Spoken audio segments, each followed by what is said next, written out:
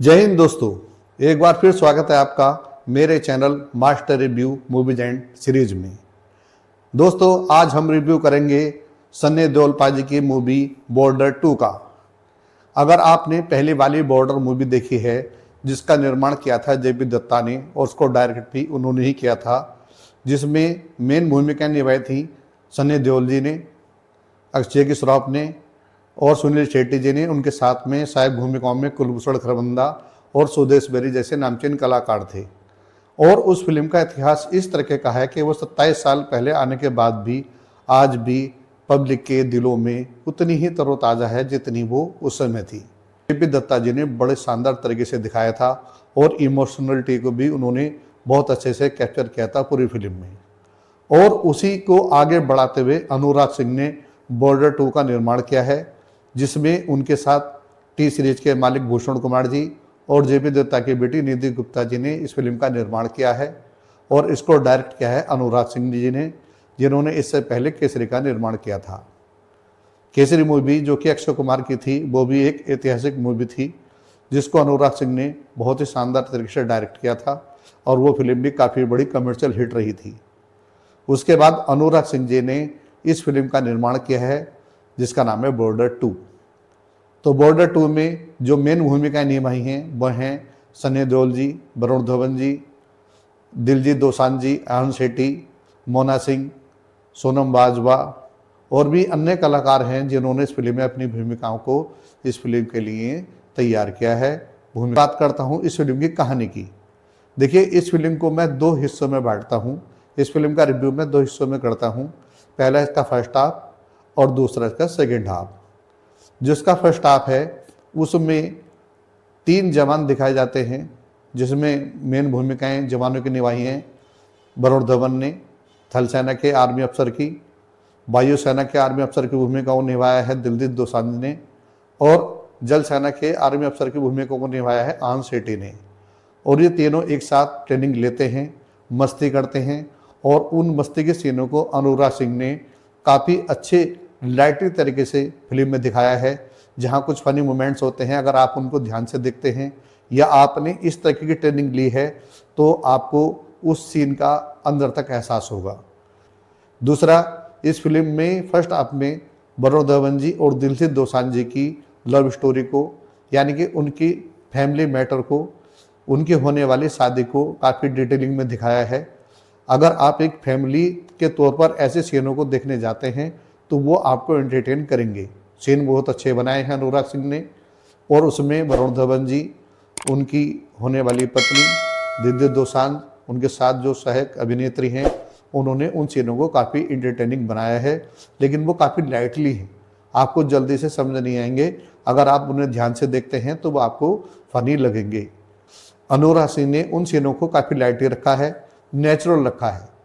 अगर मैं कहूँ सही शब्द तो नेचुरलिटी से उन्होंने उन सीनों को फिल्माया है। कोई बहुत बड़े हंसाने के लिए उन्होंने सीनों को बड़ा रूप नहीं दिया है। यही उनकी खास बात है अनुराग सिंह की कि उन्होंने पहले वाली बॉर्डर से इस फिल्म का कॉन्सेप्ट, स्क्रीन प्ले, सब कुछ बिल्कुल अलग रखा है। यही उनकी तारीफ है कि उन्होंने कहीं भी आपको फिल्म देखते हुए पहली वाली बॉर्डर का इस फिल्म में आपको इंप्रेशन जरा सा भी दिखाई नहीं देगा। ये उनके डायरेक्शन की सबसे अच्छी बात है।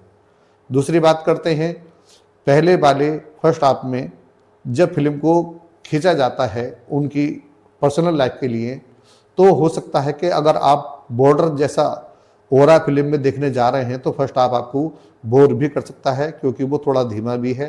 कहानी वहाँ बिल्डअप होती है, करैक्टर को धीरे धीरे ओपन किया जाता है, दिखाया जाता है, ताकि वो सेकेंड हाफ में एक कनेक्शन बना सकें इमोशनलिटी के लिए। तो यह है फर्स्ट हाफ की बात, जहाँ कुछ फनी मोमेंट्स हैं, इमोशनल सीन हैं, कुछ लव स्टोरी वाले सीन हैं, कुछ रोमांस है और कुछ फैमिली बैकग्राउंड सीन हैं जो काफ़ी अच्छे लगते हैं। लेकिन अगर आप उन सीनों से अगर आप तुलना करोगे कि बहुत जल्दी युद्ध शुरू हो जाए या सन्नी देओल का वो आपको और देखने को मिले, तो वो फिल्म की शुरुआत में ही आपको लगता है कि वो उसी सीन से शुरू करते हैं डायरेक्टर, जैसे कि सन्नी देओल को देखने जाते हैं। तो फिल्म की शुरुआत ही एक बार सीन से होती है जहां सन्नी देओल जी को बड़े अच्छे तरीके से एक्शन करते हुए दिखाया जाता है हो जाती है। हम बात करते हैं इस फिल्म के म्यूजिक की।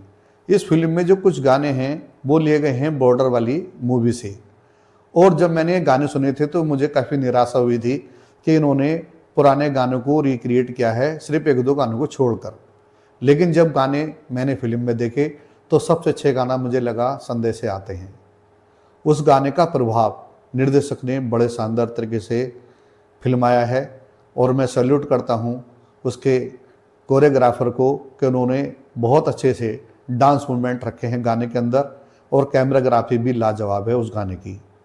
और कहीं भी आपको ऐसा नहीं लगेगा कि आप एक पुराना गाना सुन रहे हैं। वो गाना इस फिल्म की जान है, तेरी मिट्टी के बाद।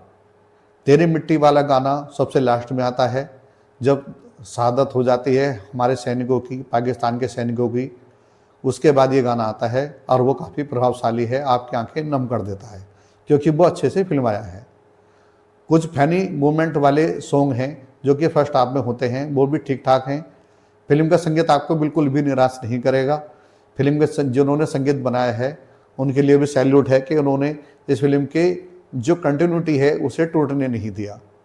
फिल्म की सिनेमेटोग्राफी बहुत शानदार है, लाजवाब है। फिल्म का बैकग्राउंड म्यूजिक भी आपको बांध कर रखता है, और इसका स्क्रीन प्ले भी आपको बिखरने नहीं देता है। बस फिल्म लंबी है, इसकी आपको थोड़ी सी परेशानी हो सकती है। अब बात करते हैं हम इस फिल्म के सेकंड हाफ की। सेकंड हाफ जैसे शुरू होता है उसका पहला सीन ही, जो कि मोना सिंह और सनी देओल के बीच फिल्माया गया है, उनके बेटे की शहादत को लेकर, वो सीन आपको अंदर तक झकझोर कर रख देगा। आपको इतना रुलाएगा कि आपकी आंखों से आंसू रुकेंगे नहीं। वो सीन शुरू होते ही फिल्म की ग्रिप बन जाती है, फिल्म टाइटली आपको जकड़ लेती है, और यहाँ से अनुराग सिंह का बार के लिए तैयार किया हुआ एक्शन शुरू होता है, और फिल्म उसको धीरे धीरे आगे बढ़ाते हुए 1971 के दौरान जो भारत पाकिस्तान का युद्ध हुआ था उसको दिखाती है। और फिल्म का लास्ट के लगभग 30-40 मिनट, क्योंकि फिल्म 3 घंटा 19 मिनट की लंबी मूवी है, इसलिए उसके लास्ट के जो सीन हैं युद्ध के वो काफ़ी लंबे लंबे सीन हैं, और उन्हें अनुराग सिंह ने काफ़ी अच्छे से फिल्माया है। अगर मैं कहूँ तो अनुराग सिंह ने सीनों को फिल्माने में जो मेहनत की है वो आपको फिल्म के अंदर दिखाई देगी, क्योंकि सीन काफ़ी दमदार हैं।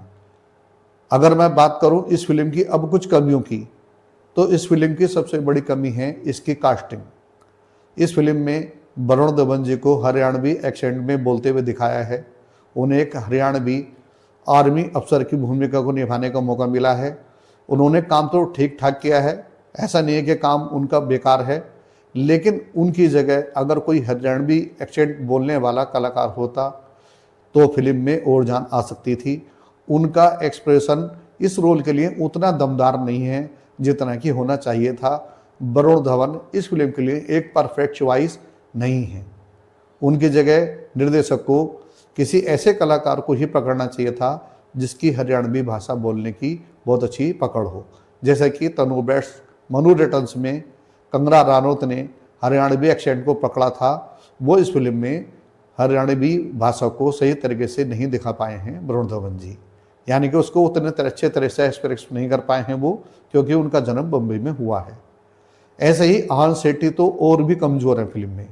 उनके हिस्से में ज़्यादा सीन भी नहीं आए हैं, ज़्यादा डायलॉग भी नहीं आए हैं। अब वो कहीं भी फिल्म में उतने अच्छे नहीं लगे जिस तरह से सुनील शेट्टी लगे थे बॉर्डर में, अक्षय खन्ना लगे थे, और कुलभूषण खरबंदा जी का, पुनीत सर जी का बहुत छोटे छोटे रोल थे, लेकिन वो आज भी यादगार रोल हैं। तो इतना अच्छा रोल यादगार कभी भी आहान सेठी के लिए ये मूवी नहीं बना पाई है। दूसरा, इस फिल्म के जो मेन कलाकार हैं सनी देओल, मैं उन्हें सैल्यूट करता हूँ कि 68 साल की उम्र में सनी देओल जी का इतना ज़बरदस्त स्पिरिट देखने को हमें इस फिल्म में मिलती है, और उन्होंने इस भूमिका को बहुत अच्छे तरीके से निभाया है। अगर मैं कहूँ अनुराग सिंह के बाद तो इस फिल्म को सीधा सीधा कमर्शियल तौर पर हिट कराने का सारा श्रेय जाएगा सनी देओल जी को। सनी देओल जी अपनी 68 साल की उम्र में जिस तरह की एनर्जी सीनों के लिए दिखाते हैं वो काफ़ी लाजवाब है, शानदार है। इमोशनल सीनों को उन्होंने इतने अच्छे तरह से प्रेजेंट किया है कि आपकी आंखों में आंसू आ जाएंगे। वो बहुत शानदार तरीके से उन सीनों में अपने संवादों को बोलते हुए दिखाई देते हैं। और मैं उनकी तारीफ करूंगा कि इतनी एनर्जी भगवान उनके अंदर हमेशा बनाए रखे। वो हमें इसी तरीके का ऑरा, चीखना चिल्लाना और इतनी मासूमियत भरी इमोशनल सीनों की एक संबद्ध अदायगी को हमेशा हमें दिखाते रहे। डायरेक्टर ने उनका भरपूर इस्तेमाल किया है। तो सनी देओल जी इस फिल्म में एक शानदार भूमिका में हैं। उन्होंने बहुत अच्छे अपनी भूमिका को प्रेजेंट किया है।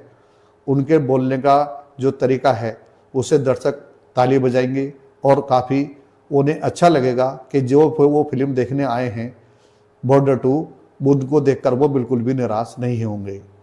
और भी कलाकारों ने अपनी भूमिकाओं को ठीक ठीक निभाया है, जिसमें मैं मुख्य बात करूंगा दिलजीत दोसांझ की। अगर सनी देओल के बाद इस फिल्म को कहीं भी ग्रिप बनाया है तो वह दिलजीत दोसांझ ने। उनके फनी सीन इस फिल्म को काफ़ी मज़ेदार बनाते हैं। उनके बोलने का तरीका इतना नेचुरल होता है कि आपको लगेगा ही नहीं कि वो एक्टिंग कर रहे हैं। उन्होंने अपनी इस फिल्म में काफ़ी शानदार भूमिका अदा की है और वो अपने सीनों को बहुत अच्छा प्रभावशाली बनाते हैं अपने डायलॉग डिलीवरी से, अपनी आंखों से और बोलने के अंदाज से। तो वो भी काफ़ी अच्छी भूमिका में हैं। मोना सिंह जो सनी देओल की पत्नी बनी हैं, इंटरवल के बाद जब फिल्म शुरू होती है वो सीन लाजवाब है। मोना सिंह का वो सीन आपको हमेशा याद रह जाएगा कि उन्होंने कितनी शानदार एक्टिंग की है, आपकी आंखों में वो आंसू ले आएंगी। तो मोना सिंह के लिए भी सैल्यूट है कि उन्होंने एक छोटी सी भूमिका को बड़े असरदार तरीके से इस फिल्म में निभाया है। अब मैं बात करता हूँ इस फिल्म में वरुण धवन जी को। तो वरुण धवन जी का रोल काफ़ी लंबा है। सनी देओल जी के बाद में उनका रोल काफ़ी बड़ा है। जितना बड़ा रोल ना दिलजीत दोसांझ का है ना आहन शेट्टी का है। तो वरुण धवन जी इसके दूसरे मुख्य कलाकार हैं और उन्होंने अपनी भूमिका को भी ठीक ठाक तरीके से निभाया है। जितना उन्हें रोल मिला था उन्होंने उसे बहुत अच्छे से निभाया है। उनका जिस समय प्रेजेंटेशन होती है फिल्म के अंदर, यानी कि जो उनका इंट्रोडक्शन सीन होता है फिल्म में, वो आपको काफ़ी अच्छा इम्प्रेस करेगा। अब मैं बात करता हूँ इस फिल्म के और सीनों की। तो इस फिल्म में सबसे बड़ी कमी है इसके वीएफएक्स की, सीजीआई की और विजुअल्स की। अगर कहीं फिल्म आपको परेशान करती है तो वह इसका सीजीआई और इसका वीएफएक्स और इसके विजुअल्स। जो लास्ट के 30-40 मिनट हैं, मेरी समझ में नहीं आया कि निर्देशक ने उन सीनों को अंधेरे में क्यों रखा है। इतना आंखें फाड़ फाड़ कर सीनों को देखना पड़ा है कि कुछ भी समझ नहीं आता है कि सीन किधर चल रहे हैं, कौन पाकिस्तान का सैनिक है, कौन इंडिया का सैनिक है। उसमें कुछ भी फर्क नज़र नहीं आता है। आपको बड़ी गहराई से आंखें फाड़ फाड़ कर उन सीनों को देखना पड़ता है और वो काफ़ी इरिटेड है इस फिल्म के लिए। वो कोई अच्छी बात नहीं कही जा सकती निर्देशक की कि उन्होंने क्या सोचकर इन सीनों को इतने डार्क मोमेंट में रखा है। उसका जो एक्शन कोरियोग्राफी है वो काफ़ी दमखम वाली है और उसमें वरुण धवन जी, सनी देओल और जो बाकी के सहायक कलाकार हैं जो फौजी की भूमिका में हैं, उन्होंने बहुत अच्छी भूमिकाओं को निभाया है। लेकिन उसके बाद भी इतने डार्क मोमेंट में उन्होंने फिल्म को क्यों रखा, इतने डार्क सीन क्यों बनाए, ये मेरी समझ से परे की बात है। फिर भी फिल्म की लंबाई आपको इरिटेट कर सकती है, फिल्म में विजुअल आपको परेशान करेंगे, लेकिन उसके बाद भी बॉर्डर एक ब्रांड है और सनी देओल जी का उसमें होना ही अपने आप में फिल्म देखने के लिए एक बहुत बड़ी बात है। और जिसमें अगर आप इन्वॉल्व हो जाते हैं तो सनी देओल और अनुराग सिंह और बॉर्डर का ब्रांड आपको बिल्कुल भी इरिटेट नहीं करेगा, क्योंकि सनी देओल जी का अनलॉजिकल मारना, अनलॉजिकल चीज़ों को तोड़फोड़ करना पब्लिक को बहुत अच्छा रास आता है। वो उन सीनों से बिल्कुल भी नहीं उकताते हैं क्योंकि वो सनी पाजी हैं। उनके फैंस उनको इसी तरह की भूमिका में देखना चाहते हैं और वो इसी भूमिका के लिए उनकी फिल्म को पसंद करते हैं। तो मैं इस फिल्म को रेटिंग दूंगा 3.5 स्टार 5 में से, क्योंकि फिल्म में अगर लास्ट के 30-40 मिनट बहुत अच्छे से फिल्म आए होते, उनका विजुअल्स बहुत अच्छे से बनाए होता तो ये फिल्म इतिहास रच देती। इस फिल्म को ओपनिंग मिली है पहले ही दिन 28 करोड़ की जो नेट कलेक्शन है, और पूरे वर्ल्ड वाइड इनने कलेक्शन किया है 35 करोड़ का। लेकिन मुझे पूरी उम्मीद है कि ये फिल्म पारिवारिक तौर पर देखने दर्शक जाएंगे और उनके फैंस सनी देओल जी के लिए तो इस फिल्म को देखने जरूर जाएंगे और फिल्म ब्लॉकबस्टर साबित होगी, ये मेरी उम्मीद है। उस फिल्म को मैं कमर्शियल तौर पर जो रेटिंग देता हूँ वो है 10/10। धन्यवाद दोस्तों, जय हिंद, नमस्कार।